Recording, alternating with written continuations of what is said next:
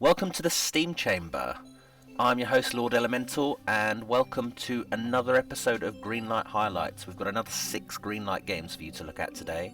The first of which is Catorize. Now, Catorize is a very simple platformer. Essentially, you just click the mouse to jump and you drag the mouse to choose your chosen direction in which to jump. And you've got to jump to various floating islands to collect various coloured blobs. Now, it's quite a simple game, and if it looks simple to you and it looks as though it should be on a mobile platform, then you'd be right, because it will be simultaneously launching on Windows, Mac, Linux, and as well as iOS and Android at the same time. And apparently later there'll be support for Windows Phone 8, BlackBerry, and other, as they say. Apparently there'll be over 80 levels, 5 different locations, a lot of traps and lots of other items in the game. Now, I've spoken in the past about mobile games being ported to Steam, and sometimes it works and sometimes it really doesn't. I think in the case of Catorize, I think it actually would work quite nicely. I mean, yes, it's a very simple game, however, it looks good. I think it will look quite good on the bigger screen.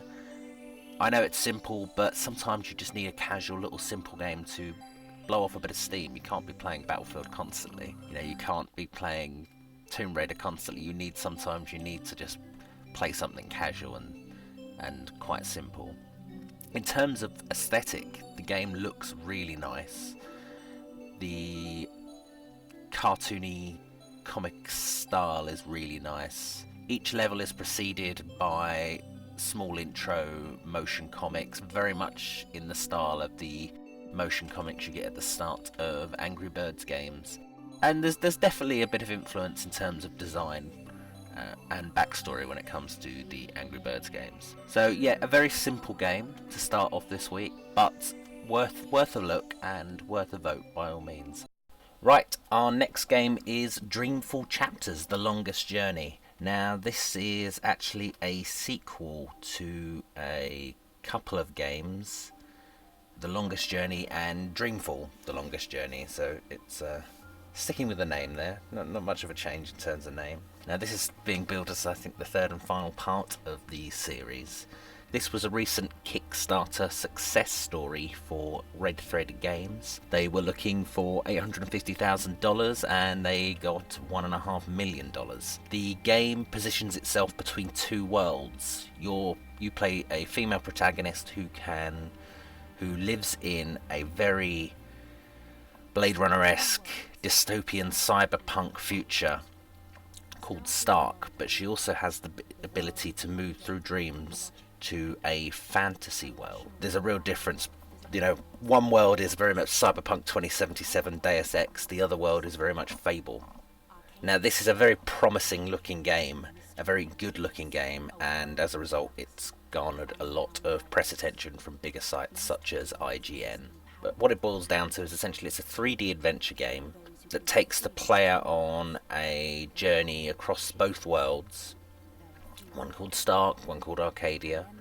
One is full of very much your typical cyberpunk dangers, robots and such. The other one is very much a high fantasy area with sorcery. Now, in the game, you're not the only one that's able to move between worlds. There are other people that are able, and they're very gifted individuals called shifters. There aren't a lot of them, and those that can do it keep it secret to protect the precarious balance between the 2 worlds. Now, of these people that can shift, there are a few people that travel in a different way, like your protagonist, and they dream themselves into other worlds, existing in 2 places at once, and these individuals are called dreamers. Now, although this is a follow-up to 2 existing games, they are aiming this not just at players of the originals but also at new players as well.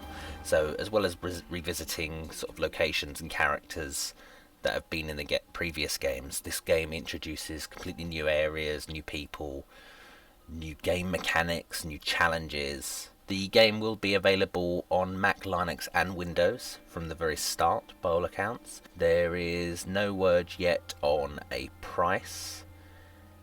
but the game won't be out until next year. However, like I say, this has already been very successful on Kickstarter. I have no doubt it will be making its way onto Steam, but by all means go and vote anyway, because the problem with some of these bigger games on Greenlight is people just assume everyone's voting for them anyway, so they don't bother themselves, and then they end up getting passed by.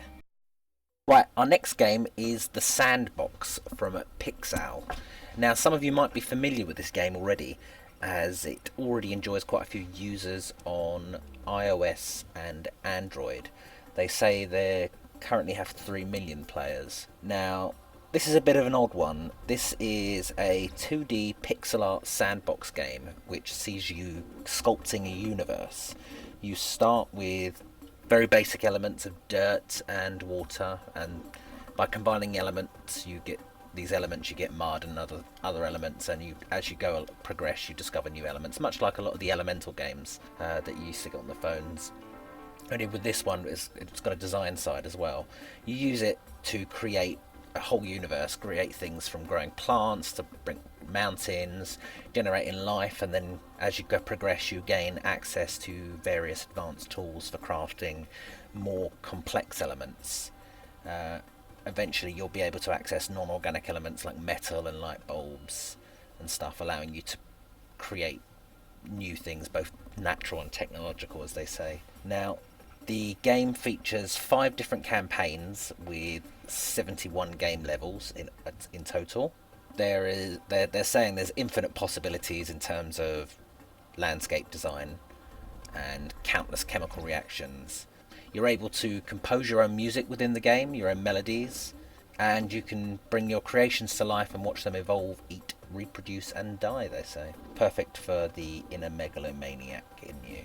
You can also recreate various periods throughout history, like the Jurassic period, create giant dinosaurs and volcanoes, then protect your dinosaurs from extinction, or recreate the Big Bang and make them disappear. So there's sort of an element of From Dust in there, only this is in a 2D style, like I said before. Now, will it transfer over to the PC? Well, the jury's still out on that one. I have tried this game on my tablet. I think the only problem I find with it is that because of the very basic pixel art style, the bigger the images, the less focus there is. But as it stands at the moment, the game does look good. The game is very playable on the mobile platforms, so if you do get a chance and if you like what you see, or you're into these sort of sandbox games and various creative games, then please do check it out on iOS or Android. Now, it is free on iOS or Android, and the game is supported by microtransactions. Now, they got a bit of a heat from this on Greenlight when they first pitched the plan to go onto Steam. However, they've put out a statement saying there will be no microtransactions and that it will most likely just be a premium game.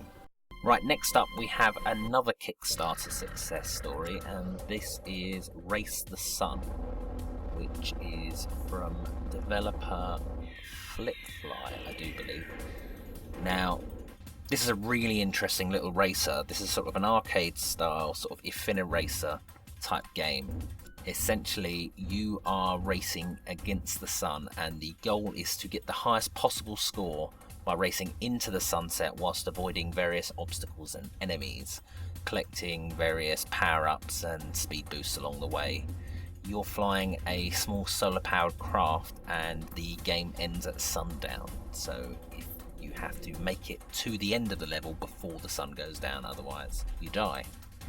Now, this has got a really interesting sort of co-op multiplayer going on. You're able to team up with other players in a sort of relay race. When your round ends, you'll be able to invite other players to pick up your life force where you died. This will create a shareable hyperlink that allows another player to pick up where you left off.